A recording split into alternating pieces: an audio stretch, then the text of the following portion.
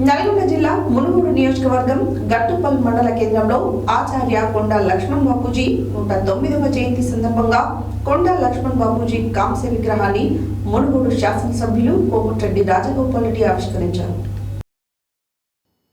నల్గొండ జిల్లా మునుగోడు నియోజకవర్గం గట్టుపల్ మండల కేంద్రంలో ఆచార్య కొండా లక్ష్మణ్ బాపూజీ 109వ జయంతి సందర్భంగా కొండా లక్ష్మణ్ బాపూజీ కాంస్య విగ్రహాన్ని మునుగోడు శాసనసభ్యులు కోమటిరెడ్డి రాజగోపాల్ రెడ్డి ఆవిష్కరించారు.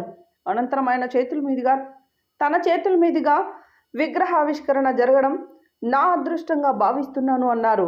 తెలంగాణ కోసం పదవి త్యాగం చేసి పార్టీలకు అతీతంగా పోరాటం చేసిన వ్యక్తి కొండా లక్ష్మణ్ బాపూజీ. ఆయన ఆలోచనలు, ఆశయాలు మనం కాపాడుకోవాలన్నారు.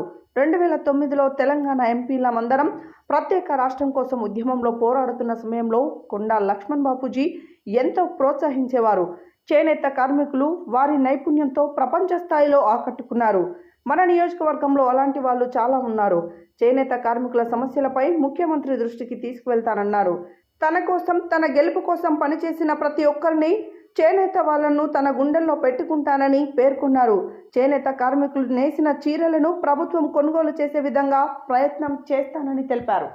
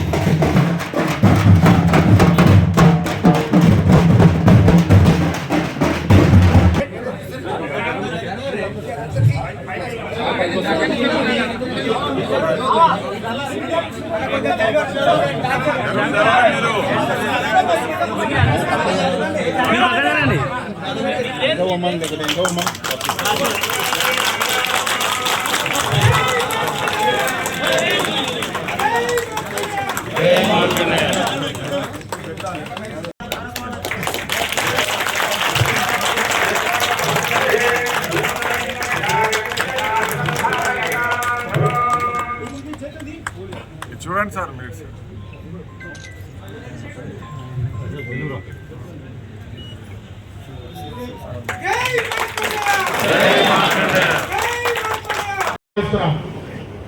అదేవిధంగా శ్రీ కర్నాడి అశోక్ గారు మాజీ సర్పంచ్ వేదిక మీద ఆహ్వానిస్తున్నాం.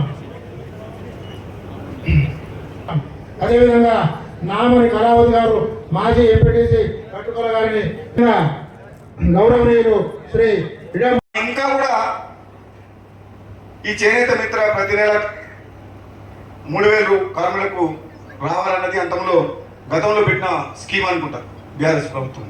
అది అందించాలన్న విషయాన్ని ప్రభుత్వం దృష్టికి తీసుకెళ్తాం. తప్పకుండా ఇంకా 2-3 రకాల సమస్యలు ఉన్నాయి.